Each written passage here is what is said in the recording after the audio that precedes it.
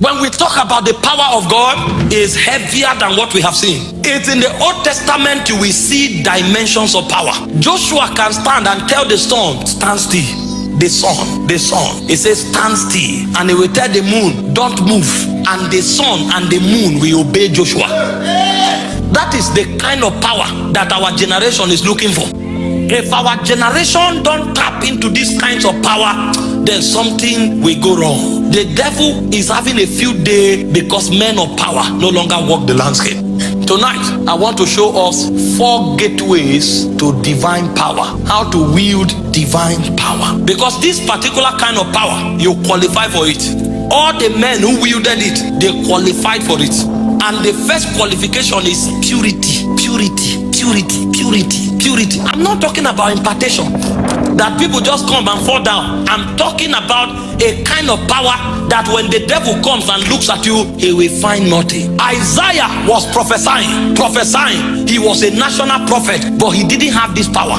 He said in Isaiah chapter 6 verse 1, in the year that King Uzziah died, I saw the Lord. And a national prophet, when he appeared before the light of God, he said, woe unto me, I'm a man of unclean lips. I dwell amongst a people of unclean lips. Because he's entering another kind of power. The creatures that wield the power that God wanted to give Isaiah were called seraphims. They are the holy ones. They are the burning ones.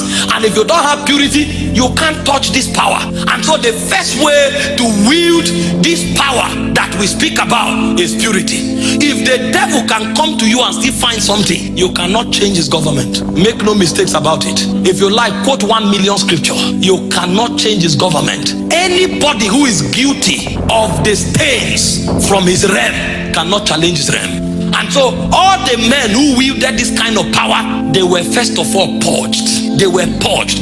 God will give them an encounter to purge them. Before Moses entered this power, in Exodus chapter 3 from verse 1 to 3, he said Moses came to the backsides of the wilderness, even unto Horeb, the mountain of God. And the first thing they told him is, take off thy sandals.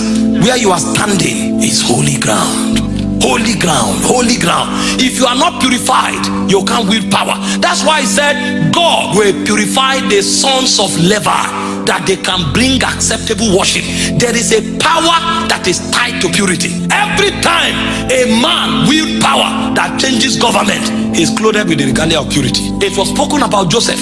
Joseph was the first man that shaped Egypt. And when Joseph was x-rayed, the Bible gave us the testimony of purity. In Genesis 39 verse 9, Potiphar's wife threw herself at him, but the man knew where he was going. He said, how can I do this evil and sin against God? He went to the prison for 14 years. What others pay money for to have, somebody else paid the price of 14 years imprisonment. But it was a price for a kind of power.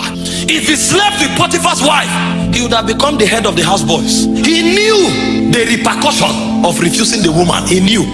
This is a kind of power that you will pay prices for, but you will be willing to suffer in order for your garment to be pure. Because listen, the Bible said if you have not resisted sin to the point of death, you are not qualified to speak when the immortals are talking. We are not talking about people who are still struggling with masturbation and fornication. We are talking about people who are threatened. That is, either you compromise or you go to jail, and they are willing to go to jail. Sometimes even your ministry can be brought on the line. You will be accused because you refuse to compromise, and you will lose your ministry. But you know that the power is bigger than a physical organization.